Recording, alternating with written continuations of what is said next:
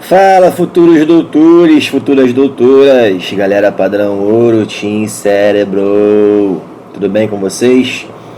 Nosso vídeo de hoje, pessoal, é para relatar e comentar aqui alguns fatos, situações que eu estou percebendo ao longo dessas minhas práticas, no internato, e que não são tão bacanas, na verdade não são nada bacanas, porque aqui a gente também tem que passar para vocês qual é a realidade da medicina no serviço público, que é aquele que eu estou rodando no internato. Então, a gente passa as coisas boas, mas também tem que passar as coisas ruins, para que vocês já saibam o que esperar e principalmente que possam mudar, beleza? Mas antes de começar a falar desses fatos que eu venho observando, eu queria chamar a atenção para quem é novo no canal e ainda não viu o chamado Guia Padrão Ouro para aprovação em medicina, que foi um vídeo que eu fiz listando, comentando tudo que eu acho essencial para o aluno ser aprovado em medicina. Não só em medicina, para qualquer vestibular, mas o foco do vídeo, na verdade, é para medicina, porque tem a ver com o nosso projeto aqui, o nosso canal. Então eu vou deixar um cartão aqui, com o link para esse vídeo, e você pode acessar ao longo de todo esse vídeo aqui, beleza? Bom, vamos começar então? Vamos lá.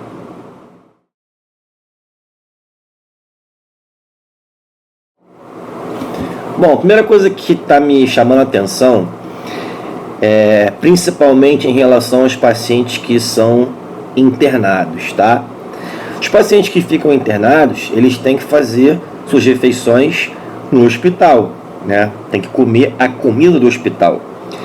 E a gente sabe que o sono, a nutrição, a atividade física, isso é uma tríade. São os 3 pilares básicos da saúde. Não tem como o sistema imunológico trabalhar bem se o paciente não dorme, se o paciente não come e também se ele não faz uma atividade física. O que internado, tudo bem que não é possível, beleza? Então, no contexto da internação, é importante ele dormir bem, se alimentar bem e, obviamente, não ficar isolado, porque isso vai levar a um estresse, Mas isso aí eu vou comentar em outro tópico desse vídeo aqui. Então, a primeira coisa em relação à alimentação, pessoal. Gente, a comida nos hospitais públicos aqui do Rio de Janeiro, pelo menos os que eu passei, elas não são boas. Elas não são boas, São ruins.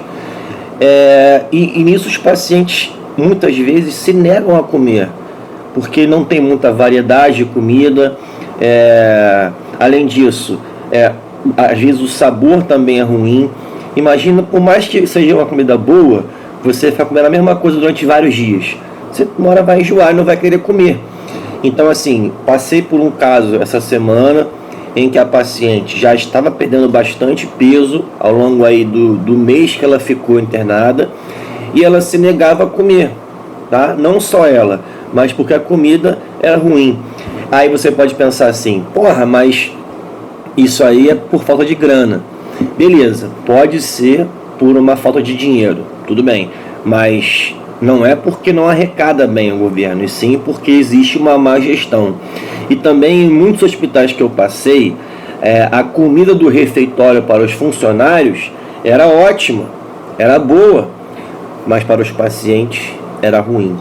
Então essa é a primeira coisa que eu chamo a atenção, de que deve existir uma mudança nesse quesito, nesse ponto, porque não tem como o paciente melhorar se ele ficar muito tempo internado, comendo uma comida que ele não gosta, que é ruim, e que também tem uma qualidade baixa. Isso também é importante, Por exemplo, eu quero que o paciente tenha uma dieta rica em proteína, e eu fico oferecendo carne de terceira, que tem mais gordura do que tecido muscular mesmo, eu não vou conseguir atingir um balanço proteico que eu quero que o paciente tenha na alimentação. Então, além de ser ruim, a qualidade do alimento também é baixa. Então isso é um ponto fundamental que deve ser mudado, e espero que vocês aí, caso venham a participar da área de gestão hospitalar, levem isso em mente para mudar isso, porque sem nutrição o paciente não consegue melhorar, tá? Beleza, então agora vamos para outro tópico importante que eu quero chamar a atenção também aqui.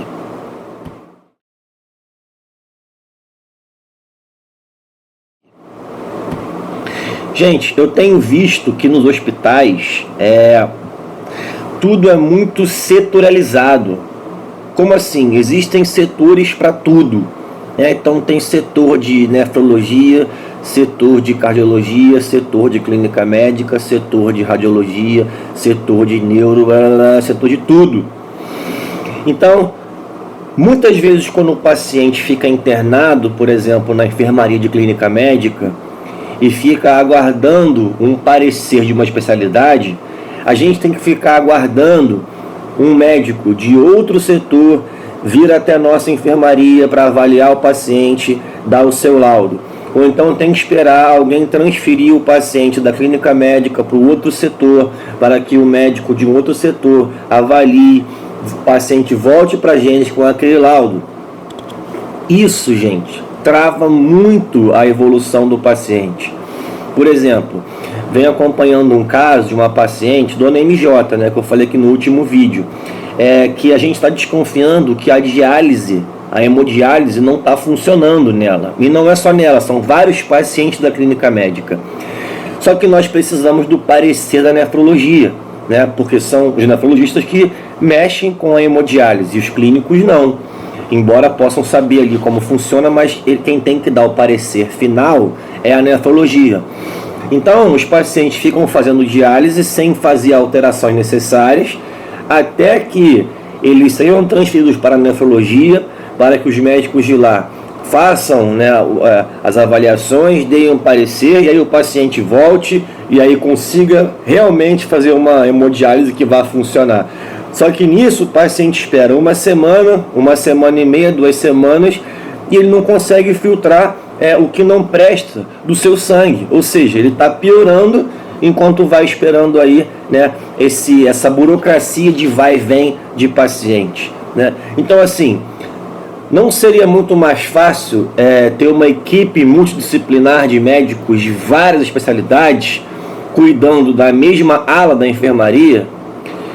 Eu tive essa ideia essa semana, né? Não seria mais fácil você ter, por exemplo, uma equipe que tenha clínicos, cardiologistas, endocrinologistas, cirurgiões, pelo menos geral, cirurgião vascular, nefrologista, alguns médicos de cada carreira, assim, de cada grande área necessária para um paciente internado ter todo o suporte. Assim você evita esse vai e vem do paciente e, obviamente, não fica postergando as avaliações necessárias e que vão prejudicar a saúde do paciente quando fica esse tempo nesse aguardo. Então esse é um outro ponto importante. Essa setorialização excessiva trava a terapêutica e a avaliação adequada dos pacientes. Então eu venho observando isso e isso não é legal. Bom, outra coisa que também mais do que conhecida pela população em geral é a questão mesmo da burocracia e da falta de vagas em diversos serviços como exames, cirurgias e tudo mais. Então vamos falar um pouquinho desse tópico agora.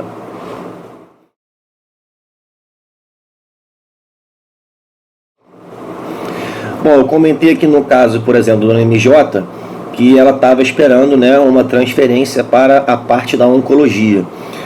Então, assim, muitas vezes os serviços eles não conseguem ter vagas porque a medicina, né, ela é uma rede em cadeia.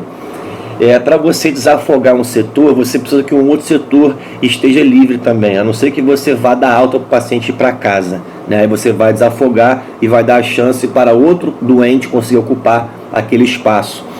Mas muitas vezes o paciente fica travado porque não consegue ir para um outro setor, porque esse setor também está travado, porque não consegue mandar o seu paciente para outro.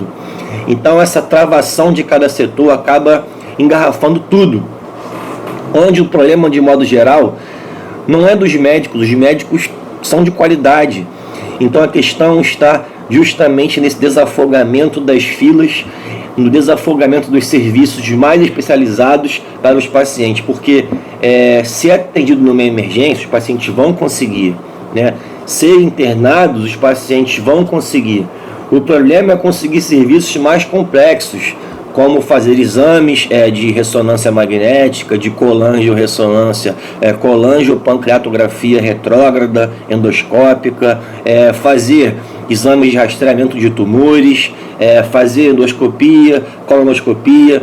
Então, gente, os serviços básicos os pacientes conseguem com rapidez em emergência, ser internado, mas serviços mais complexos demoram demais, cirurgias eletivas demoram demais. Por quê? Porque está tudo engarrafado.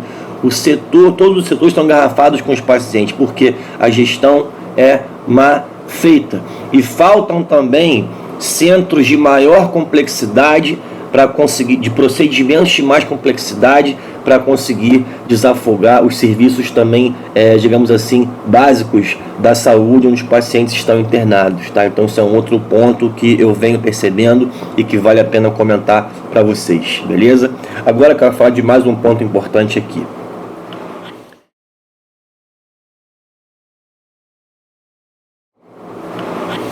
Gente, eu venho sempre comentando nos vídeos que saber lidar com pessoas é importante, saber se comunicar é importante, o relacionamento interpessoal é importante, principalmente entre áreas diferentes, áreas profissionais diferentes que trabalham com a saúde, enfermagem, medicina, nutrição, odontologia, técnicos, e eu vejo que muitas vezes falta uma conversa, por exemplo, entre médicos e enfermeiros.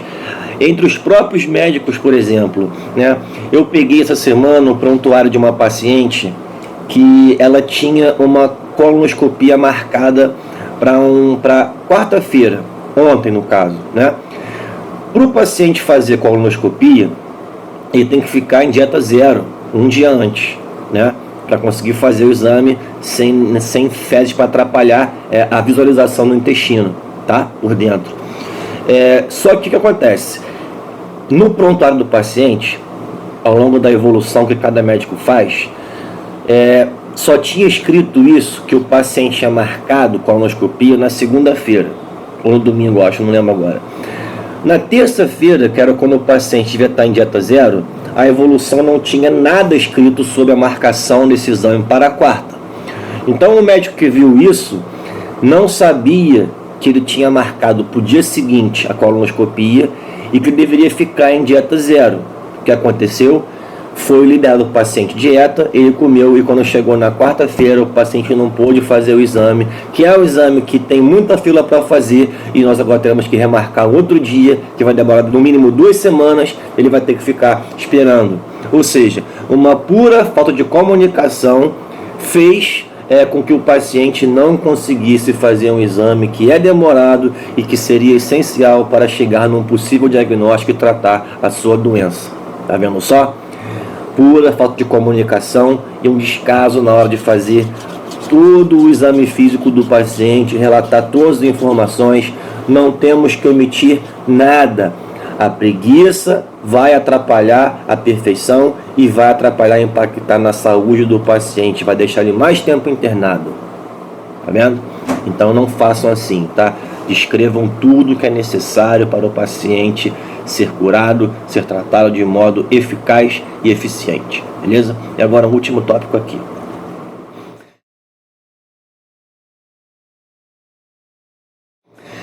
Eu também tenho visto o seguinte, pessoal, os profissionais, os médicos, estão muito preocupados com seus pacientes. Eu realmente tenho visto isso.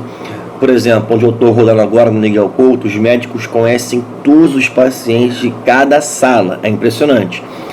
O paciente X é aquele que tem tal, que está aqui há tanto tempo, tem que fazer isso assado. Eles realmente conhecem, isso é muito bacana. Eles sabem com o que estão lidando, o que estão acompanhando, sabem como é que está cada passo do paciente. Mas eu vejo que os pacientes ficam muito tempo abandonados, assim, não tem com quem conversar, ficam sozinhos.